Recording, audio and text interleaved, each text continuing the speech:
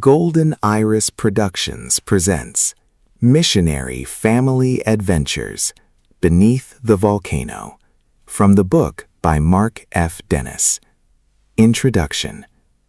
This is the story of an American missionary family and their remarkable journey to Japan. It is a story of faith, family, adventure, and growing up between two cultures. It is the story of how an ordinary family from America found themselves living beneath one of the most active volcanoes in the world. The events you are about to hear are not fiction. They are real memories from a childhood spent in the mountains of Japan. They are stories of ocean voyages, mountain trails, train rides, cultural discoveries, and the experiences that shaped an entire family. To understand how we came to live in such an extraordinary place, we begin not in America, but beneath the shadow of a volcano in the Japanese Alps. Historical disclaimer. This series faithfully presents the writings and memories of missionary Dick Dennis. His observations about religion, culture, and society reflect his sincerely held evangelical Christian beliefs during the 1960s. They are presented in their historical context to preserve the authenticity of his family's story and are not intended as commentary on the beliefs of others today. A very Japanese home. Although the house was larger, many things were still distinctly Japanese. The toilet sat in a tiny room beneath the staircase, with an old-fashioned pull chain connected to a water tank mounted high on the wall. The washroom had wooden floorboards over concrete, an instant water heater, an old washing machine, and a traditional wooden ofuro soaking tub. The large living room quickly became the center of family life. Dad installed a wood-burning stove with a homemade heat exchanger in the stovepipe to squeeze every bit of warmth from the fire. A large dining table stood nearby, where our family gathered for every meal, sharing food, conversation, and time together. Every meal began the same way. One of us children would draw a Bible verse card from a small box and read it aloud. Dad would then read a short devotional from Our Daily Bread before thanking God for the meal. These family devotions became a daily reminder that our home existed not only for our family, but also for the ministry God had called my parents to. Chopping wood. The wood stove was the only source of heat in the house, so preparing for winter meant cutting a great deal of firewood. Dad often filled the back of the station wagon with logs gathered from the forest. Back home, he cut them into manageable lengths, while I split and trimmed the wood so it would fit inside the stove. It became one of my regular chores throughout the winter months. Winters in Katoizawa could be brutally cold. Sometimes ice formed on the inside of our bedroom windows. At night, we slept under electric blankets covered with 5 or 6 heavy quilts. More than once those blankets would slide off during the night, and someone, usually me, would wake up shivering and calling, "I'm cold." Mom would patiently come in and pile all the blankets back on before we drifted off to sleep again. Religion in Japan. When our family returned to Japan in the mid-1970s, we stepped back into a culture where religion was woven into everyday life. Shrines stood beside roads, Buddhist temples overlooked towns, and festivals filled the calendar. Although many Japanese considered themselves both Shinto and Buddhist, relatively few had ever heard the gospel explained in a personal way. Understanding these beliefs became an important part of my parents' ministry. Unlike many countries where religions compete with one another, Japan has long blended Shinto and Buddhism. Families often visit Shinto shrines for blessings, weddings, and festivals, while Buddhist temples are commonly associated with funerals and honoring ancestors. Most people never saw any conflict in following both traditions. What is Shinto?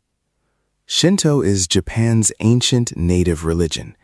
It centers on the belief that divine spirits, called kami, inhabit nature, mountains, rivers, forests, and even remarkable people.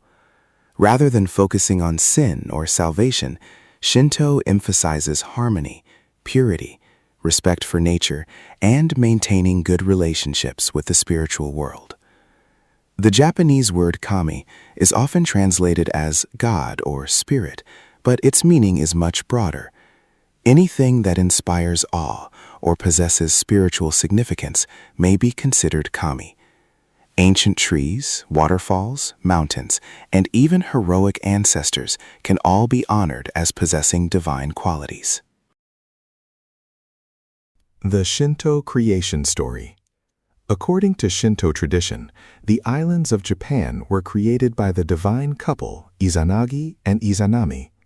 From them came many of the kami that filled heaven and earth.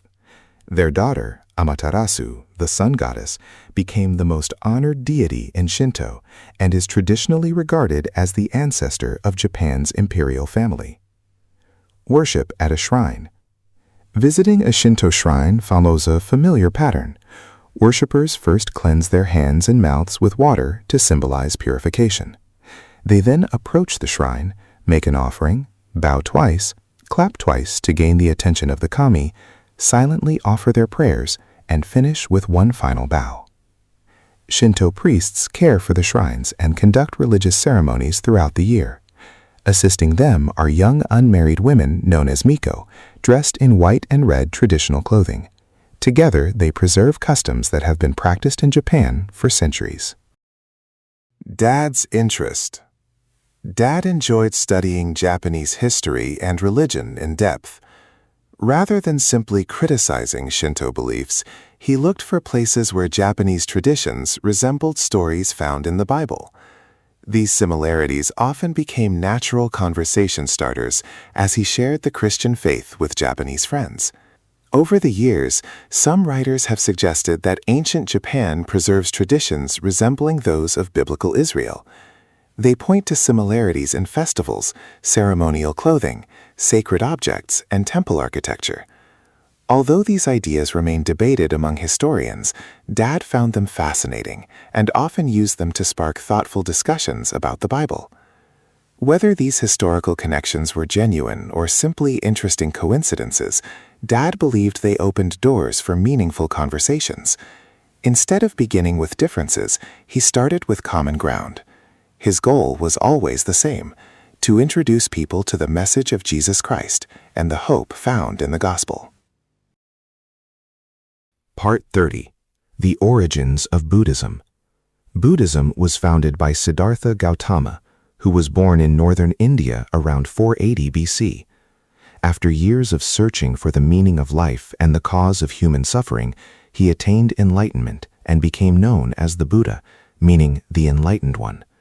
After his death around 400 BC, his teachings were preserved orally for several centuries before finally being written down. Buddhism spread gradually throughout Asia. By the 6th century AD, it had reached Japan, probably by way of the Korean peninsula. This was roughly the same period in world history when the Prophet Muhammad would later be born in Arabia. Buddhism quickly became one of Japan's major religions and blended with many existing Japanese traditions. The Wheel of Dharma. The Wheel of Dharma is one of Buddhism's most recognizable symbols. The wheel represents the completeness of Buddha's teachings. Its 8 spokes symbolize the Noble Eightfold Path, while the teachings themselves are founded upon the 4 Noble Truths. Together, they provide the Buddhist path toward wisdom, ethical living, and freedom from suffering. Unlike many religions that focus on a creator god, Buddhism places its emphasis upon the individual. Life is viewed as an endless cycle of birth, death, and rebirth. Every person continues through this cycle until achieving nirvana, a state of complete liberation from suffering, desire, and attachment. The goal is freedom from the endless cycle of reincarnation. Meditation and balance. To reach enlightenment, Buddhists seek to overcome cravings and selfish desires. Meditation, often through practices similar to yoga, helps train the mind toward inner peace and wisdom. Buddhism encourages compassion, kindness, moral living, and respect for the beliefs of others.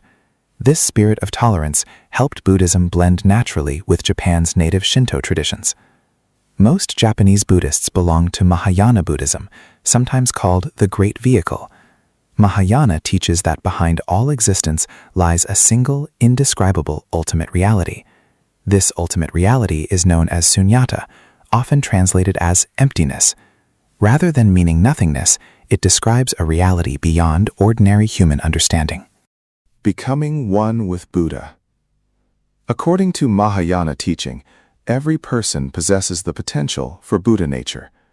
Through enlightenment, one becomes completely free from selfishness and the cycle of rebirth. This perfected condition is sometimes described as the deathless state, where one realizes complete unity with ultimate reality and fully shares in the nature of Buddha. Buddhists believe there have been countless Buddhas throughout history, individuals who attained complete enlightenment.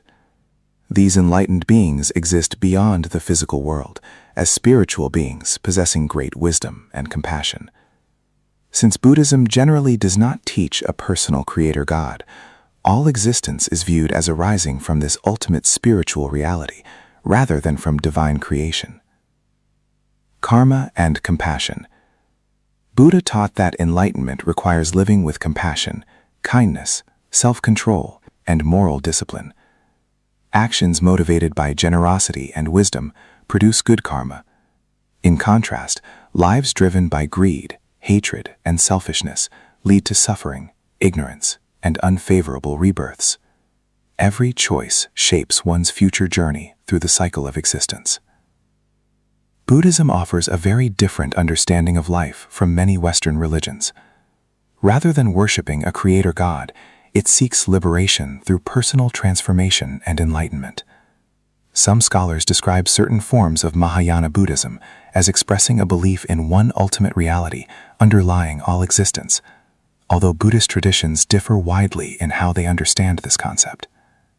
In Japan, Buddhism and Shinto have coexisted for centuries, each fulfilling a different role in the spiritual life of the Japanese people. The Gospel.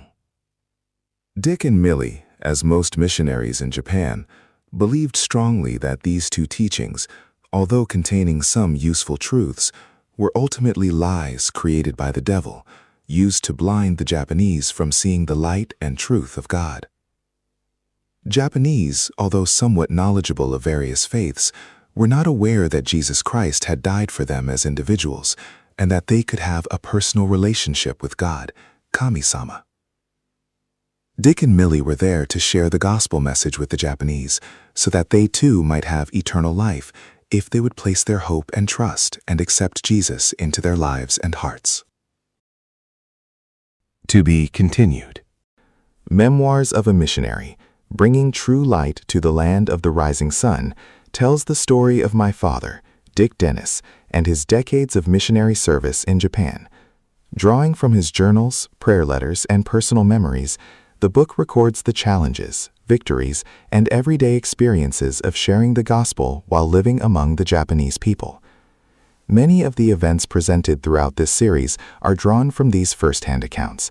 If you would like to explore the story in greater detail, simply scan the QR code or visit the book on Amazon. Thank you for watching.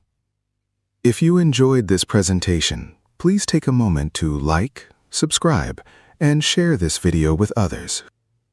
For more content, visit my 2 YouTube channels.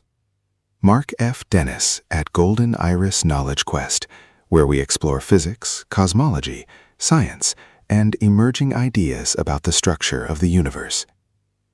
And Mark F. Dennis at Golden Iris Religion Quest, where we examine religion, spirituality, biblical studies, Jewish mysticism, and the history of religious thought. Your support helps these channels continue to grow and allows me to create more presentations, books, and educational content. Thank you again for watching, and I look forward to seeing you in the next video.